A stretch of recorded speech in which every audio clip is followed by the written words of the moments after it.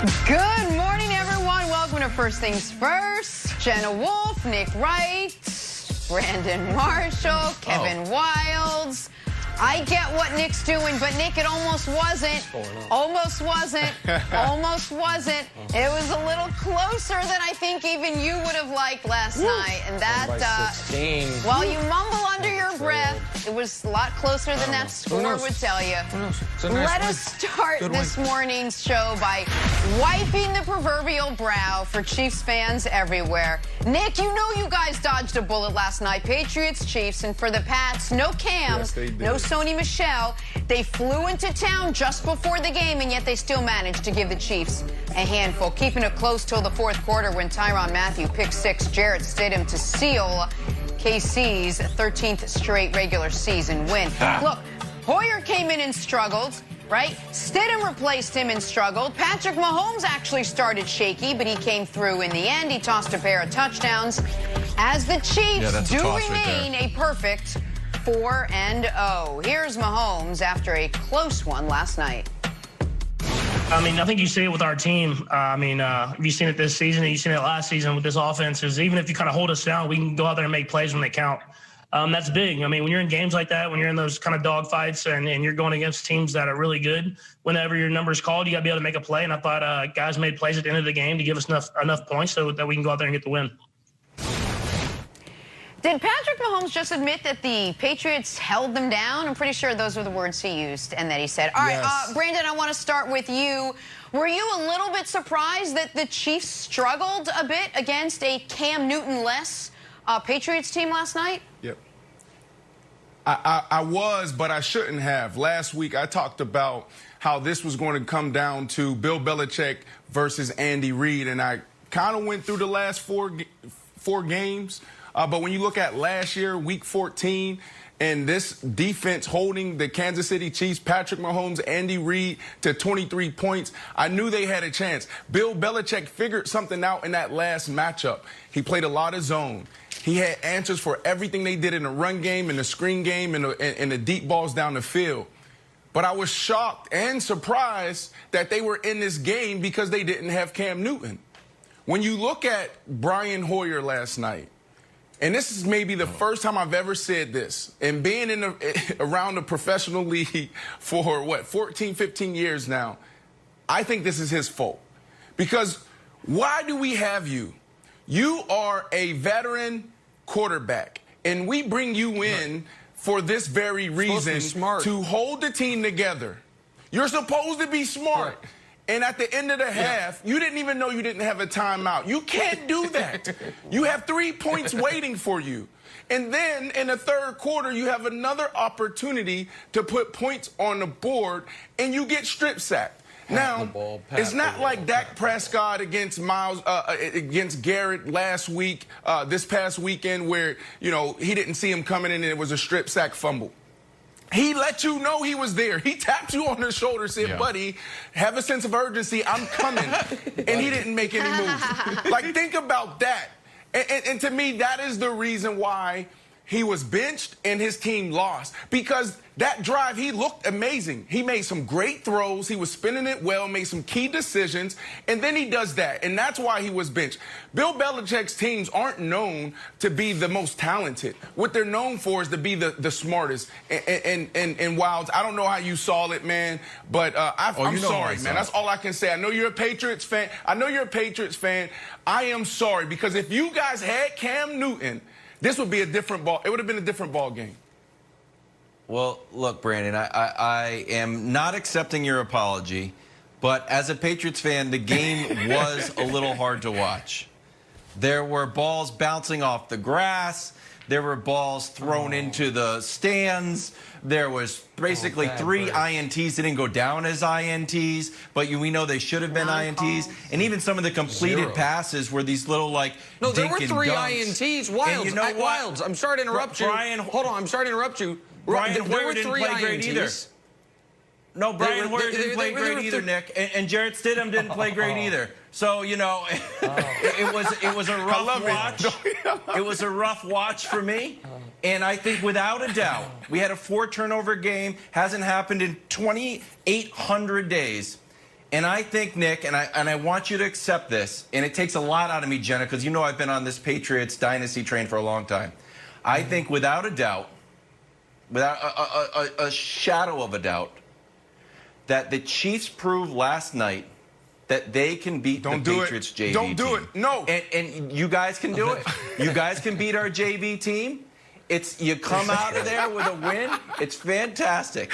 And you know what? This is great. Cam Newton, all-world MVP, you know, maybe comeback player of the year, maybe MVP this year. We don't know. We just saw it proved his worth. Could he have mustered up 19 points? Probably. But we'll save that for the playoffs. But you guys deserve it. You got the big JV win over us. Congratulations. We'll see you in the playoffs. I love the first 5 minutes of this show so much. You know why? Because it, more so than even the Super Bowl win, it cements this as fact. The Chiefs are so much better than the whole AFC that we are now downgrading them for double-digit victories.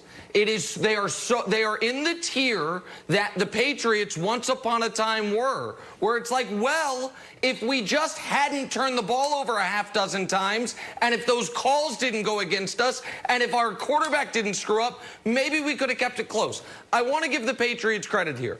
This was as close of a game as I've seen, where one team never led and where it was never tied after 0-0.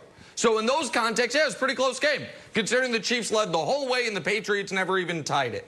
But I also think you guys are missing the forest for the trees here, because we know the Chiefs' offense can be great, even if it wasn't yesterday. The story through 4 weeks is the Kansas City Chiefs' defense, the number 2 scoring defense in the NFL, the Chiefs. The number 3 pass defense in the NFL, the Chiefs. A top 5 turnover differential defense, or forced turnover defense, is the Chiefs. So listen, if you believe the Chiefs would have had the same offensive game plan if they'd been going against Cam Newton, that's fine. I think it's pretty clear the Chiefs have decided this year, if they are playing an overmatched opponent, they're going to be extra conservative offensively. It almost bit them against the Chargers. Last night's game was never in doubt. And then against the Texans and the Ravens, they've opened things up and they've dominated them. But the story's the Chiefs' defense. But I do want to congratulate Wild's team. They almost covered the 12-point spread, so I guess that's a bit of a moral victory. They only lost by 16 points last night. They never tied the game. They never led the game. But I guess we can say they played well. I suppose we can do that, Brandon. Stidham. So the story is about their defense against Brian Hoyer and Stidham? Are you kidding me right now? You know it. Come on, Nick. Come on. I think everyone knows by now where you're from. How did the defense look against Lamar Jackson? How did the defense look against Lamar Jackson? I forgot that game. It has nothing. That was a whole Monday ago. They're playing complimentary football. They're playing complimentary football. It has nothing. You know, it has more to do with Coach Spags. Coach Spags is doing a great job. Traditionally, he's thrown everybody in the kitchen sink at the offense. Yeah, 100%. No, you have a point there. They are playing better, but we're not talking about Coach Spags. What Coach Spags has done this year is simplify everything he's doing, because he has Mahomes on the other side, because he knows that's how they win. They don't win because of defense. They win because of Mahomes. Don't try to change the subject because your offense isn't looking great. You just said something, well, they can be great. Well, are they great or are they not great, Nick? Because last night they were not great. And it has nothing to do really about them being up and down week to week. It's about Bill Belichick. Bill Belichick just gave the entire NFL the blueprint of how to stop or slow down Mahomes and Andy Reid. Real quick. They're not okay. I'll believe real quick, Jenna. I'll believe that there's a blueprint out there. I hear this every time. Oh, there's a blueprint. There's a blueprint. The Chiefs haven't lost since November, so I'll believe it when someone actually executes the blueprint. But Wilds, the next time the Chiefs and Patriots play, sometime next season, because it ain't gonna happen in the playoffs, then maybe we'll see if they can execute it then, Jenna. Victory, COVID. You're not making the playoffs. The blueprint for the show is we got to take a commercial break. However you a call. However close that game was, they are still 4-0. We're going to head to Houston. What is next for Deshaun Watson after they got rid of his head coach? Bill O'Brien fired yesterday. The repercussions next. First things first. Back to the NFL now. So the winless Houston Texans announced yesterday that they fired head coach and general manager Bill O'Brien. This after 7 seasons at the helm. And while his Texans won 4 division titles, they never made it to an AFC championship game. They also traded away Jadeveon Clowney and DeAndre Hopkins, and while boasting one of the best quarterbacks in the game. Here is Bill O'Brien yesterday. I'm sorry that we couldn't get this team over the hump. We couldn't get it over the hump last year, the year before, but and obviously early on this year. But it wasn't from lack of effort. We did win 4 division championships here that we're very proud of.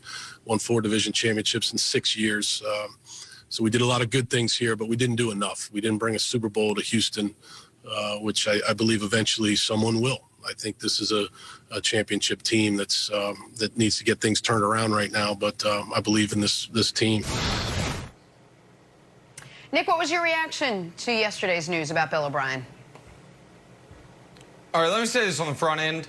I think Bill O'Brien's a good person.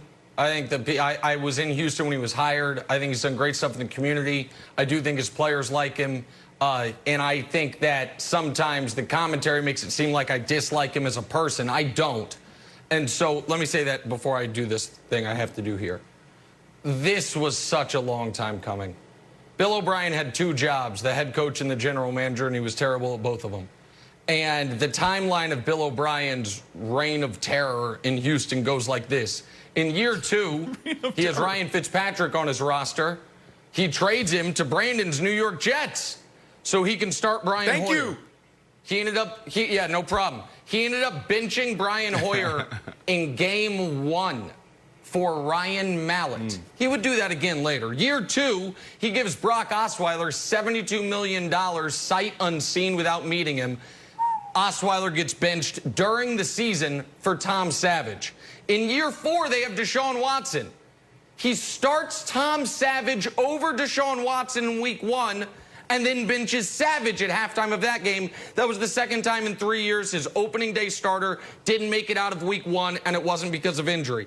And by the way, that year he traded Dwayne Brown, their left tackle, which started a whole domino effect of disasters for them. Year 5, they get a new GM, Brian Gaine.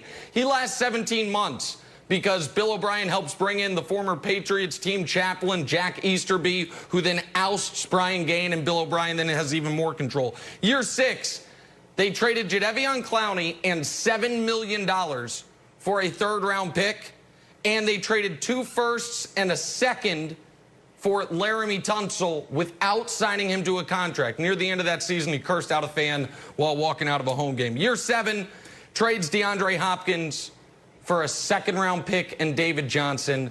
He pays Laramie Tunsil way over market, pays Randall Cobb way over market, and oh yeah, by the way, was up 24-0 in a playoff game last year and then didn't even have the lead at halftime. I say all that to say this. This was terrible. And he leaves the Texans with Deshaun Watson, but no draft capital. They have the most expensive roster in the league, and they're 0-4. They're in the same position the Jets and the Giants and the Falcons find themselves in. And so Brian, sorry, I was thinking Brian Gaine. So Brandon, this is long overdue, and I think the Texans will be far better because of it. I mean, that's the segment right there. You did a great job of laying out the why. I mean, you started with Coach Billy O. I mean, he's a good coach, but he's a terrible GM. Look at the coach side, 62-48 over the 6 full seasons, 4 playoff trips, 2 playoff wins. He's a good coach. And when you look at this year, he's had the hardest start in the last 50 years in the National Football League. That's right. But when you go to the other side, that's the why. That's why he got canned. Because he's a terrible GM. I called some people close to the organization last night, and I was like, all right, this is what I'm thinking. Am I close? And they said, absolutely. And I start talking about the moves he made that you just laid out, Nick. But they went farther, and they said, well, and I didn't even think about Dwayne Brown, but you look at Clowney. Clowney, there was people in the organization that thought that they could get that deal done, and he didn't get it done. So they were split there, and they didn't like how that was handled. Then you fast forward to the Tunsil deal. And then the thing that made this interesting and pretty much problematic is that there wasn't an extension worked out during the trade. Yep. Think about that. You know, when you make that trade and you say we're giving up 2 first-rounders for this guy, you know he's there for the long haul. So you have to have that extension in place, because the result of not getting it done is you overpaying this guy. He's making $20-something million a year, which is, at the time, was $4 million more than the highest paid tackle in the game. That's an issue. Yep. And then you go to DeAndre Hopkins, and there's just no value there. You give up a future Hall of Famer, you get no value in return, and he's also balling. Yep. So when you look at the makeup of Billy O, he is a fiery guy, and you're losing, and then you got J.J. Watt putting his stamp on it saying something has to change. That's why things changed. Okay, so, Nick, he did all of those moves, and those weren't universally heralded. There's been fire Bill O'Brien signs in the stands since there was fans in the stands 2 years ago. We knew about this DeAndre Hopkins trade, and it was universally canned in March. Obviously, they blew that lead against the Chiefs, and I guess nobody got over it. But he lost to your Chiefs, who are undefeated. He lost to the Ravens, who have only lost to the Chiefs. And he lost to the Steelers, who are undefeated. So are you firing this guy because he lost to the Vikings? And then what's your other option here? You're going to bring in Romeo Crennel, who lost his defensive coordinator job? So I don't, you know me, I don't like halfway measures. Like, if you're going to go with Bill O'Brien, see it through. You know the schedule gets easier. It's not like Kevin Wilde's the only one that's got the schedule. Like, oh, look, we got the Jaguars coming up. But the problem is this. You can't say, well, we played 3 really good AFC teams, that's why we started 0-3, when you have the most expensive roster in the NFL and you've traded your future draft capital so you can be one of those good teams. The Texans aren't supposed to be rebuilding. And with respect to what Brandon said, the GM stuff's been worse than the coach stuff, but it was Coach Bill O'Brien that called the fake punt in the playoff game. It was Coach Bill O'Brien that was up 24-0 in the second quarter and somehow trailed at halftime of the playoff game, Jenna. So I just happen to think he wasn't very good at both. That's fine. So they should have fired him earlier, but I would argue better late than never, Wildes. So Romeo Crennel will take over in the interim. Again, Bill O'Brien out after 7 years in Houston. We have much more on this coming up. Hey, is Aaron Rodgers on pace to win his 3rd MVP? Talking the perfect Packers next. First things first. Back here, first things first, talking some Packers and Falcons. 2 teams heading in very different directions. Aaron Rodgers was missing his top 2 receivers in Devontae Adams and Allen Lazard, but who cares? He's Aaron Rodgers. 7 different Packers caught passes, including 3rd-year tight end Robert Tonyan, who caught 3 touchdowns. Falcons lose, they drop to 0-4. Packers win, they're a perfect 4-0. Brandon Marshall, I'll start with you here. Are Rodgers and the Packers proving to be the best team in the NFC? Jenna, why would you do this to me? You know I picked the Seattle Seahawks to win a Super Bowl. So why would you ask this question? Oh, man, this is a tough one. Look, you would have to think with the Seattle Seahawks defense playing the way they are, historically bad. You know, you have to think if they go up against each other in the playoffs that the Green Bay Packers right now will have the edge. They have to fix what's going on there. Look at what Aaron Rodgers did to the Legion of Boom back in the day. This is the Legion of Doom. So we got to get this figured out in Seattle, okay? If they can, then they have a chance against Aaron Rodgers. I think they're playing lights out when you're seeing what they're able to do in the run game. They have 2 running backs now. Back in the day, they weren't able to run the ball as efficient.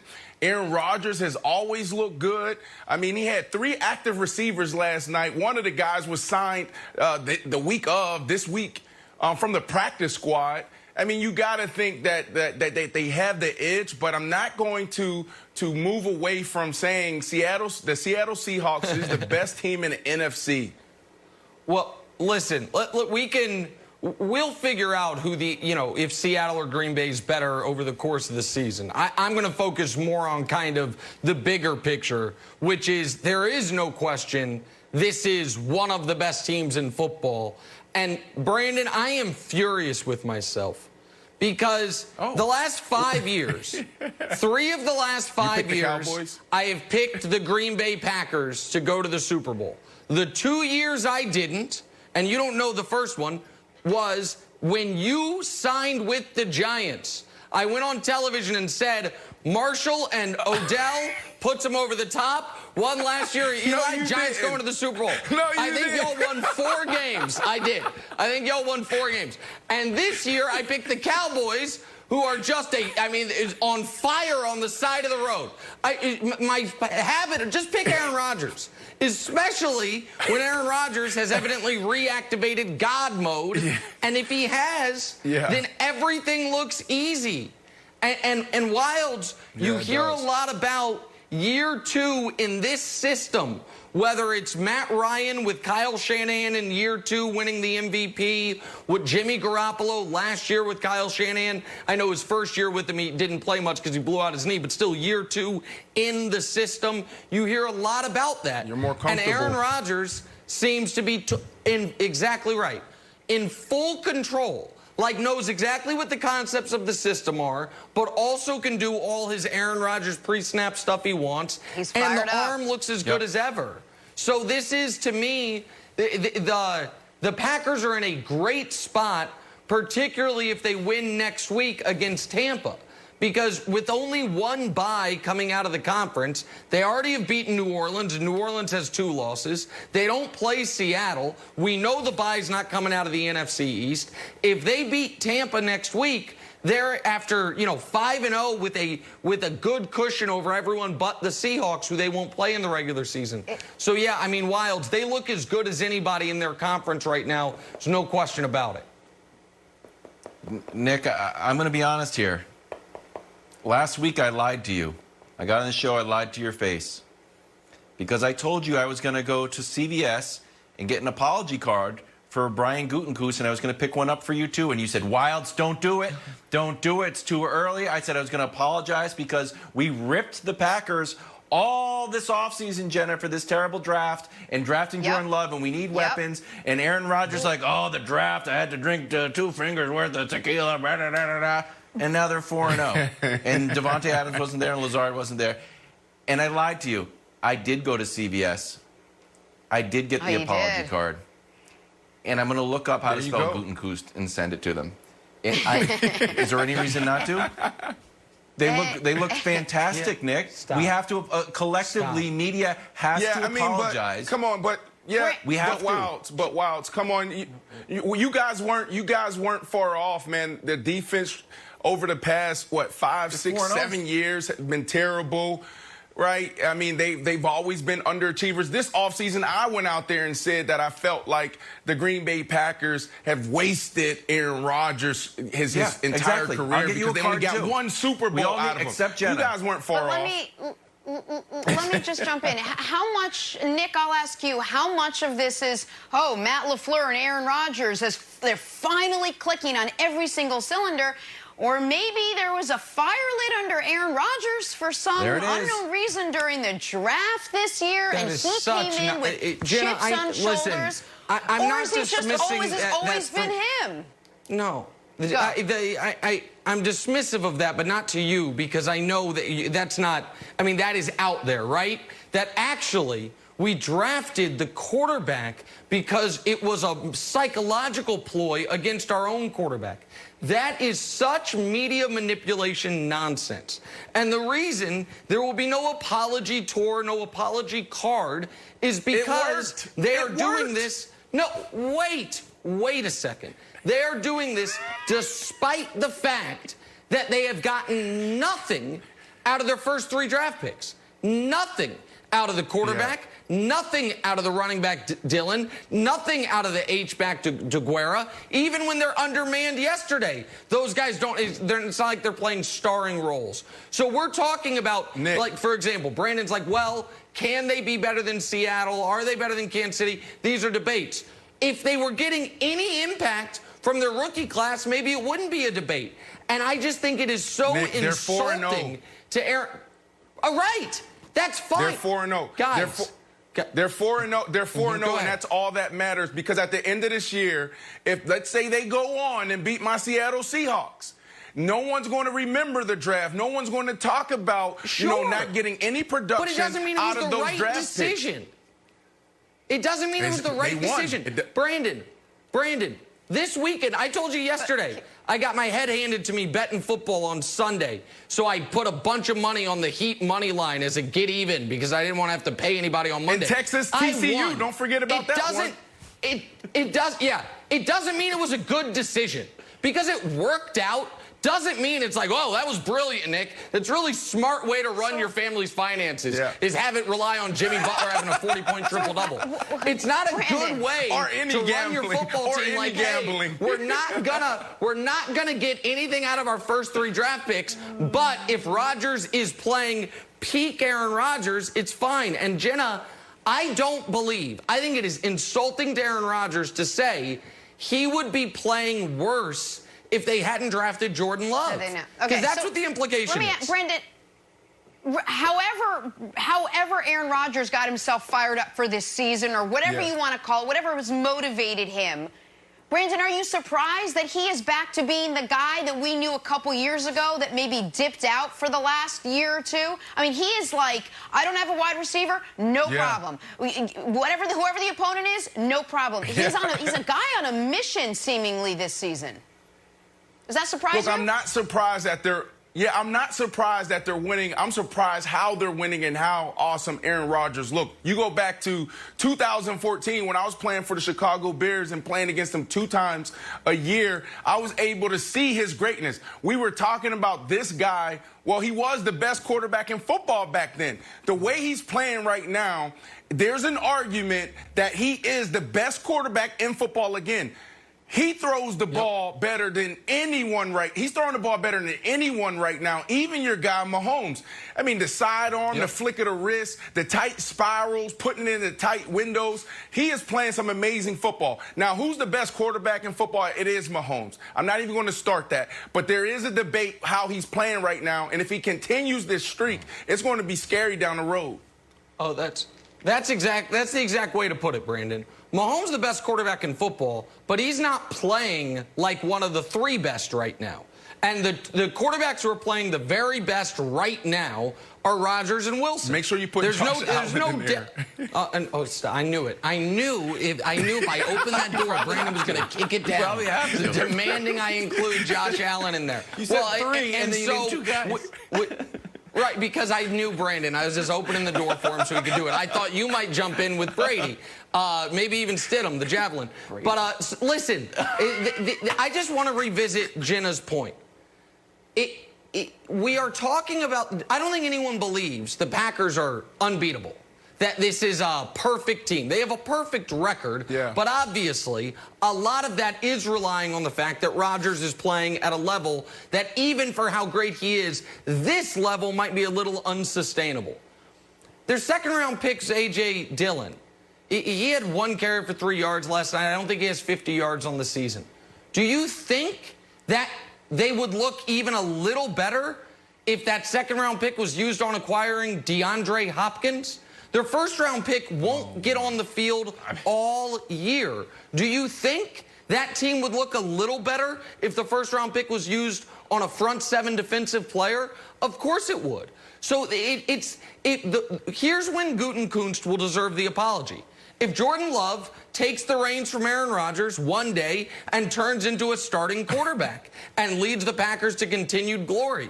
Until then, one would argue, in fact, I will argue, the draft looks worse. Because you drafted him because you thought Rodgers was almost cooked. You thought he hadn't played well. He's on his way down. Anybody think Rodgers leaving in 2 years? Does anybody think Jordan Love's like, oh, don't worry, son, you're about to get the job? No, he looks as good as ever. So, I can't do this results-based. They're 4-0, so everyone's smart. I can't do it. I won't.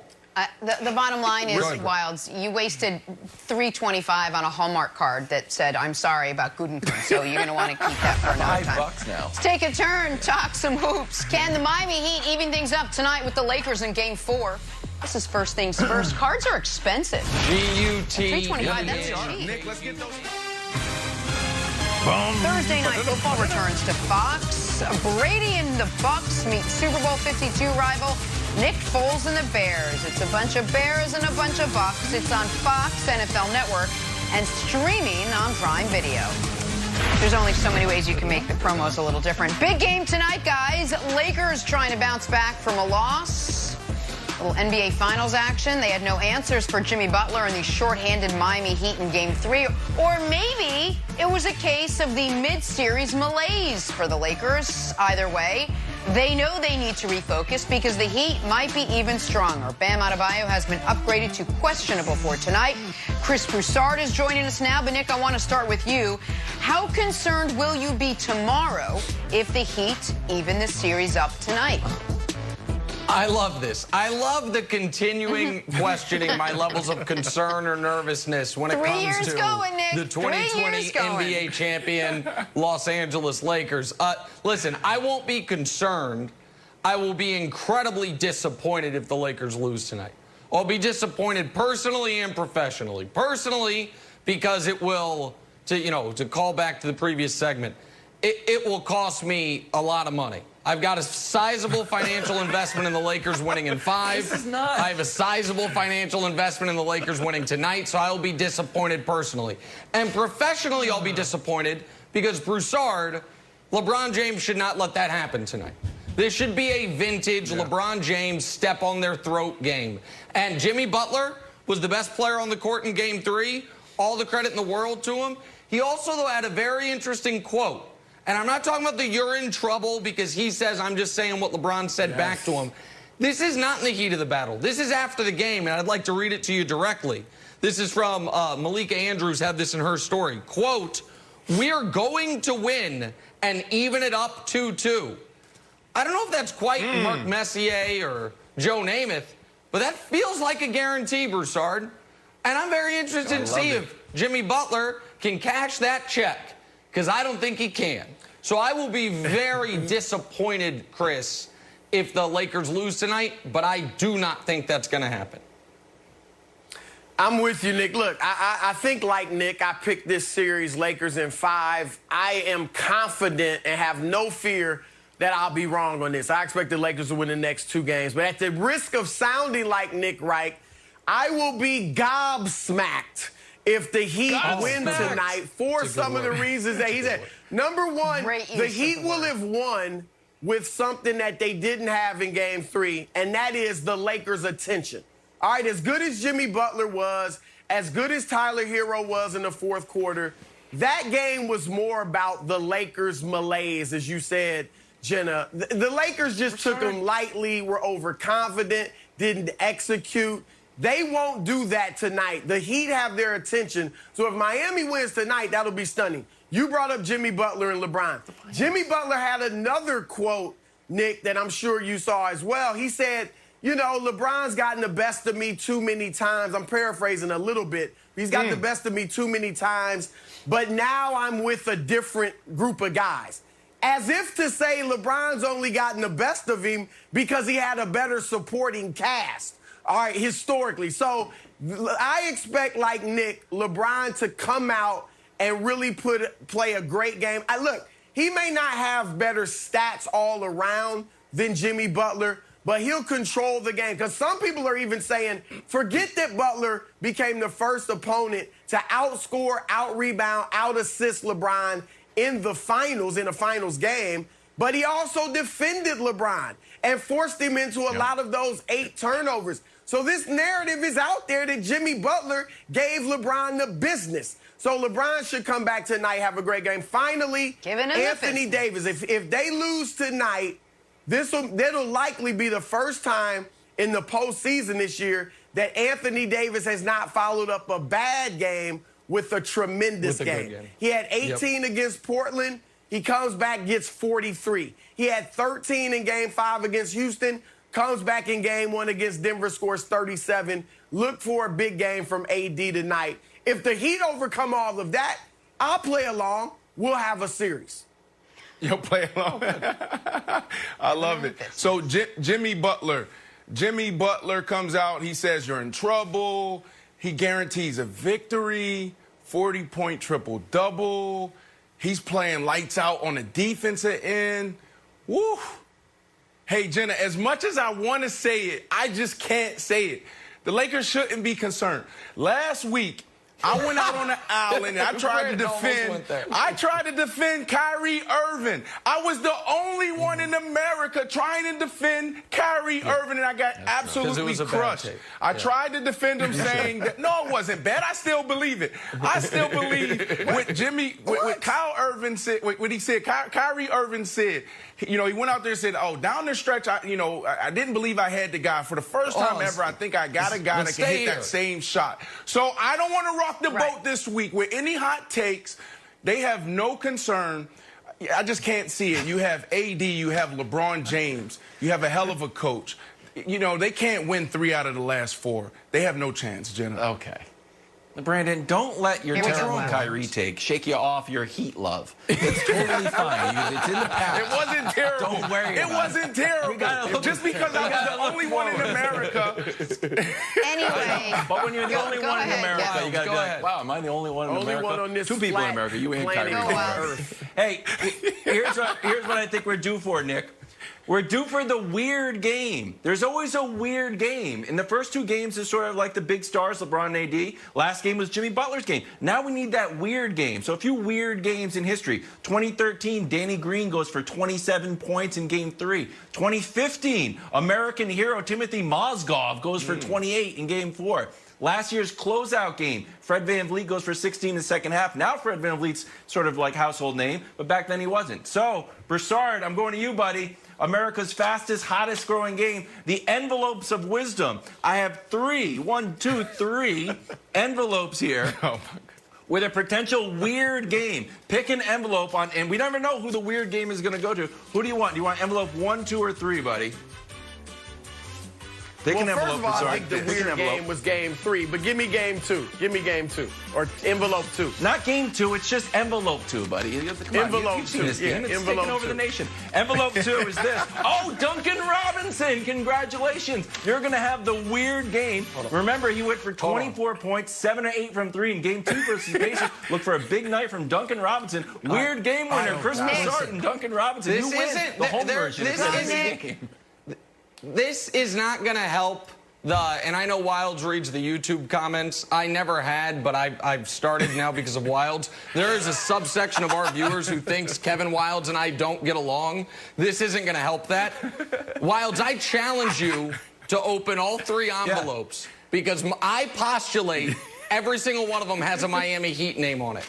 I postulate that the weird game, no matter what, it was going to be a Heat player. There might be a Tyler Hero in there. There might be a Kelly Olynyk in there. What there isn't, what's that one say? Playoff Rondo. Playoff Rondo, buddy. Oh, wow. Oh, you've proven me wrong. Don't question the integrity of the wisdom of envelopes. But now we just can't play this game again in the next segment.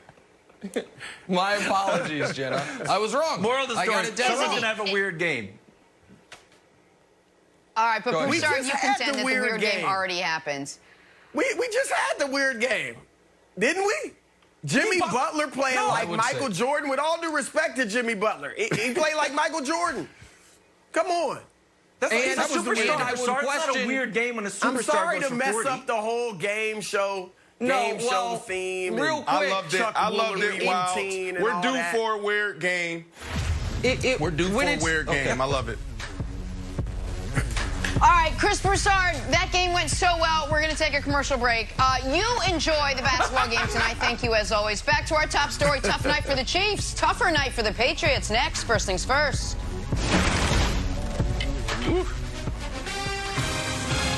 Thursday Thursday Night Football returns to Fox. Brady and the all-new Bucks look like the real deal. He meets Super Bowl 52 rival Nick Foles and the Chicago Bears on Fox, NFL Network, and streaming on Prime Video. All right, back here, talking about our top story this morning, last night's game in Kansas City. Hard to ever really feel bad for the New England Patriots, but they had no Cam Newton, they had no Sony Michel, and they had no sleep. They just got there right before the game, and yet they still managed to give the Chiefs a bit of a handful in this one, keeping it close till the fourth quarter. They were up all night stressing about having to travel on the day of the game, Nick. Oh, good. In the fourth, Tyrann Mathieu picked 6 Jarrett Stidham to seal KC's 13th straight regular season win. Your boy Mahomes, Nick, tossed a pair of touchdowns, and the Chiefs, your Chiefs, 4-0 for the 4th straight season. Congratulations, Kansas City. There it is. America's Chiefs. Here is Patrick Mahomes after a close one in Kansas City. I mean, I think you see it with our team. You've seen it this season, and you've seen it last season with this offense. Is even if you kind of hold us down, we can go out there and make plays when they count. That's big. I mean, when you're in games like that, when you're in those kind of dogfights and you're going against teams that are really good, whenever your number's called, you got to be able to make a play. And I thought guys made plays at the end of the game to give us enough points so that we can go out there and get the win. All right, Brendan, why don't I start with you? They had no Cam Newton. Were you surprised this was a bit of a struggle for the Chiefs against a team obviously starting a backup quarterback? Yeah, so surprised because they didn't have Cam, but I shouldn't have been. Last week I talked about this coming down to Coach Reid and Bill Belichick. You know, 2 masterminds going at it, 2 titans. And if you go back to the last 4 games that they faced off, it's been an interesting matchup. They're 2-2. They split. But go back to last year, 2019, week 14. Coach Bill Belichick did something interesting. He went to zone. He played a lot of cover 2. He made them go the distance. He took away the screen. He took away the misdirection run plays and all the gadgets and the bombs down the field. So he figured it out. He really laid out the blueprint for all of the NFL. Now, does the other teams have the smart enough players to get the job done like the Patriots are able to do? I don't know. They held the Chiefs to 23 points. When all of last year, they're just blowing teams out the water. 36 points here, 45 points here. I think they even put up a couple 50-point games. Like, that's an amazing job by the Chiefs. But then you fast forward to this year. They don't have Cam Newton. And they're able, on the defensive side, to hold them again to 20 points. Take away the pick 6. And you mean to tell me if Cam Newton's not there, the game wouldn't be different? It wouldn't be a different outcome? This, and I've never said this before, played 13 years in the NFL, never blamed it on one player. Because you always know, like, man, the kicker missed it, or, I dropped that ball. But there were so many different moments in that game that really could have impacted it in a major way. But last night was all about Hoyer. You're a veteran quarterback, and this is what you're brought in to do, to stand in the gap when our QB1 is not there. And the Patriots, they're not known for being a talented team. They're just known for being the smartest team. And every day, every week, they break down situational football. They'll look at what's going on around the entire league and put it on the board and say, okay, this happened in this game. This is how we're going to learn from this. So when you look at big moments in those games to end the half, you didn't even know you didn't have any more timeouts left. I don't know if you tried to channel your inner Cam Newton, your inner Russell Wilson, but that's not you, bro. Like, I don't understand what that is. You hurt your team there because you could have tied it up. You had 3 points just waiting for you. And then you go to the third quarter, and you put together an amazing drive. You have all of the momentum. You're throwing the ball great. You're making key decisions. And then you get down there, and you have no pocket awareness. He literally taps you on the shoulder and says, bro, I'm coming. And you don't have any sense of urgency to step up in the pocket. You don't have any sense of urgency to let the ball go. This comes down to him not playing well in those 2 moments. This is why you got benched, and this is why your team lost. And poor Stidham, he had no chance coming in, Nick. Yeah, I agree. It's tough to have much of a chance when you're not very good, so I feel bad for him there. All right, so a few things. Let's talk about the Chiefs. I agree about that blueprint. I think the blueprint the Patriots laid out for the NFL late last season is a really good one. Somebody maybe should dust it off, because since they've laid it out, nobody's beaten the Chiefs. And they've come back from double-digit deficits to win every playoff game, win a Super Bowl. So I don't know if that blueprint actually works or what. If it's there, someone should try it, because they're still undefeated since then. That's first of all. Second of all, I'm going to tell you guys some rankings. Number 2 in scoring. Number 3 in passing. Number 5 in giveaway takeaway. That is the Chiefs' defensive ranks on the season. And that right there, America, is why folks are going to spend today trying to cut down the Chiefs starting 4-0 once again. The Chiefs leading this entire game. The Chiefs never even being tied after 0-0, because that terrifies the rest of the league. If Wild, you're gonna go, and if you're gonna tell me you think the Chiefs offense is not gonna be good this year, if you think Patrick Mahomes is going to throw a bunch of near interceptions, they're going to struggle, then, okay, then a lot of people have hope. But I think everybody knows the offense can be great, because they were last Monday against Baltimore. And if the defense is playing like this, yeah, they don't have to be every week. Just enough to win. It reminds me of a team. Well, there was a team once upon a time that was a great team that won almost every week, and it got so monotonous their winning that we found a way to cut them down even in their wins, because they weren't pretty enough. If only I remembered that team. I blocked it out from my mind, I think, because of all the cheating scandals associated with them, but I'm sure the audience knows who I'm thinking of. And so, and now it's just that we have to find, well, they won by 16 points and they dominated, but if a different guy had played, maybe it'd have gone different. So go ahead, Wilds. Tell me about how this was not a good win by the Chiefs. I'm excited to hear it. I want to hear it. No. Listen. As a lifelong Patriots fan, and I've been the keeper of the dynasty flame, I am willing to say, after last night's performance, and I think anyone who watched that game is willing to say it too, that you guys thoroughly beat our JV squad. And take that, you guys deserve it. I'm going to make the Dynasty Flame is more like the Olympic Flame, and then I've got a little Duralight that you use to light your fireplace with. You guys can have this one. The Dynasty Flame is still burning over Foxborough.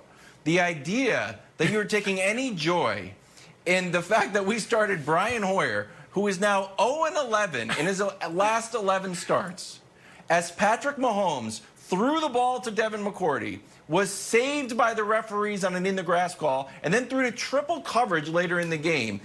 When he's not bouncing passes off the grass that were meant to be. But had 3 interceptions. So they should have been 3 interceptions, but he had 0. That's fine. But he did have those big, long bomb touchdowns. Oh, wait a second. No, they weren't. They were just sort of like score-keeping cracks where, like, this counts as a touchdown pass. The Patriots' defense was varsity. You guys scored 19 points if you take away the pick 6. If you don't think that comeback player of the year and MVP candidate Cam Newton could not muster 19 points against this dynasty in the making, Nick, you know that is not true. You know that Cam Newton's offense is worth 19 points. Wilds. You said they scored 19 if you take away the pick 6. They scored 0 if you take away all the touchdowns. Just do that. They scored, they scored 6 if you take away all the touchdowns. Well, you still have field goals. Hell, they scored 0 if they didn't show up to the game. Why don't we do that? Nick, there's a lot of things we can do. If only you keep deflecting. What deflecting? You keep deflecting. What am I deflecting? Tell me, Brandon. You keep deflecting. Yeah. You're talking about the defense and you're talking about all these things. Look, this team is built on the offensive side to win ball games. You know that. If Mahomes and Andy Reid show up like this for the remainder of the season, they have problems, and you know that. But you want to talk about the defense. You want to talk about all these other things instead of talking about if Cam Newton was in that ball game, you guys would have lost. Yeah, obvious. Okay, I disagree with that. That if Cam was in there, we would have lost. The game would have been totally different if Cam was in there. A couple things about the struggling Chiefs offense that's top 10 in scoring. Mahomes has top 5 passer rating, and they have 2 turnovers all year. Not these fake turnovers, not these, well, it would have been a turnover if it was a turnover. They have 100 if we just say things that weren't a turnover were a turnover. But again, folks, I get it. It's tough. Nobody can remember the last time the Chiefs lost. I'll tell you, it was November 10th against the Titans. That's when it happened. So when you're on that long of a winning streak, 13 straight games, they lost to the Chargers? Jenna? Almost lost the Chargers. They're playing down to their competition. They almost lost the Super Bowl. They almost lost the Super Bowl, but they didn't. Look, they're a good team. Lost the Chargers, they're a good team. But that's not what we're talking about. We're not. That's not what we're talking about. We're talking about being surprised. They're the worst team in the league that's on a 13-game winning streak. You can take Nick. You can take Nick. You can take the star. You can take the wide. You can take the star wide receiver out like Devontae Adams, and you can still win the game, and the offense can still thrive. You can take out the left tackle because you can protect the backup tackle with the tight end chipping, the running back chipping. You can and scheming it up. But if you take out the quarterback. Come on, man. Like, this is bad. Like, now we're seeing COVID-19. Here's what I know. The effects of COVID-19 on the NFL. Brandon, you took out the Chiefs quarterback last year, and you know what they did? Beat the playoff Vikings. That's what they did. Like, teams do win with backup quarterbacks. The playoff who? Vikings, last year. Oh, the Vikings were good. Oh, they were good last year. Oh, good. And they beat them. Good. Man, they were good last year. The Vikings can't beat anybody in the big moment, but they can't beat anybody in the big moment. You know that. Come on, I like it though. I like the take. Listen, it's true. I understand. Wilds. I now know what it must have been like for you when your team was still really good, which was you can't even take joy in the wins because people try to tear it down. I get it. I never understood it, but now I get it. And so I understand. Folks are upset. And here's the other thing they're upset about. The Chiefs' defense, Brandon, you can put it all on Hoyer, and I get it, Hoyer stunk, but those were forced mistakes. Chris Jones didn't play. Their best defensive player didn't play. Frank Clark made a play. Forced mistakes. Taco Charlton forced a fumble. Those aren't forced mistakes? No, it wasn't forced mistakes. It wasn't forced mistakes. He got benched. He got benched because those were things that he can control. You knew that the situation in the half. Throw the ball away, kick the field goal to get 3 points tied up. You know, you got to have pocket presence. He had no pocket presence in the third quarter. They almost would have covered the spread. That's on him. If they'd kicked that field goal, they almost would have covered the 12-point spread. It would have been good. Would have been good. The Chiefs, still would have covered, but it would have been closer, Jenna. It would have been closer. All right, we're going to end on a happy note. We got some NBA Finals action tonight. We'll preview that tomorrow. The conversation continues.